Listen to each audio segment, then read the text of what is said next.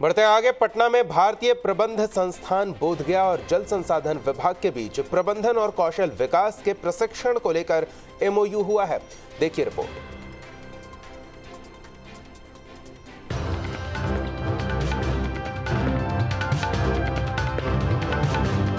दशकों से बाढ़ और सुखाड़ जैसी समस्याओं से जूझ रहे बिहार में अब योजनाएं और तेजी से पूरी होगी। इसी मकसद से बिहार के जल संसाधन विभाग ने एक बड़ी पहल की है। जल संसाधन विभाग ने IIM बोधगया के साथ एमओयू किया है। इस एमओयू के तहत IIM बोधगया विभाग के नवनियुक्त 300 इंजीनियर को बेहतर ट्रेनिंग देंगे। ट्रेनिंग में योजनाओं को समय पर पूरा करने, अचानक डैम या तटबंध टूटने जैसी समस्याओं से निपटने, डैम बनाते वक्त तकनीकी पहलुओं पर गौर करने की ट्रेनिंग दी जाएगी।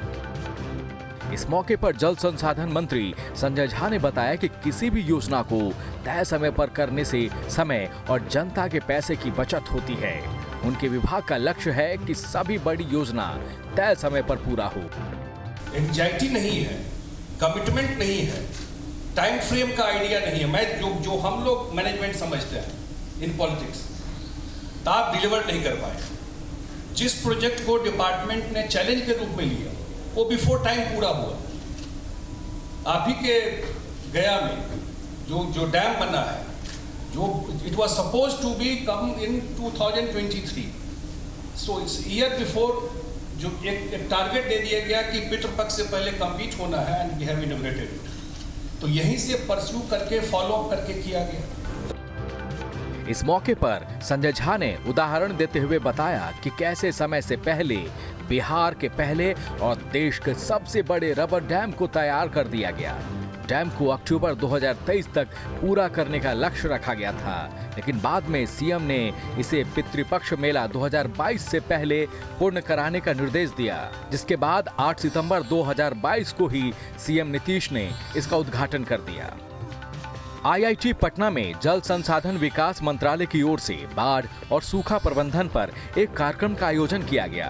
इस कार्यक्रम में जल संसाधन मंत्री संजय कुमार झा ने कहा कि IIT के इंजीनियरों से बातचीत करके बिहार में बाढ़ की वजह से जान माल के नुकसान से बचाने के लिए एक नई तकनीक इजाद करने की गुजारिश की जाएगी। उन्होंने कहा कि IIT पटना बाढ़ की विभीषिका को रोकने में एक अहम रोल अदा कर सकते हैं। उन्होंने आगे कहा कि एक ऐसी तकनीक की खोज की जाए जिसमें बाढ़ की विभीषिका से कम नुकसान हो।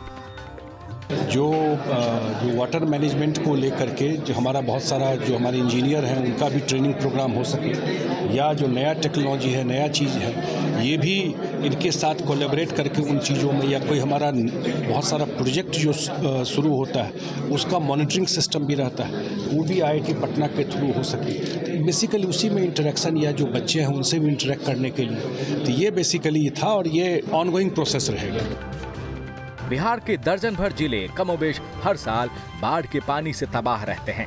दूसरे राज्य भी बाढ़ की समस्या से जूझ रहे हैं या जूझते रहे हैं। तमाम सरकारें बाढ़ प्रबंधन की कोशिशें करती है, लाखों करोड़ों रुपए खर्च की जाती है, मगर हालात में खास परिवर्तन नहीं दिखता।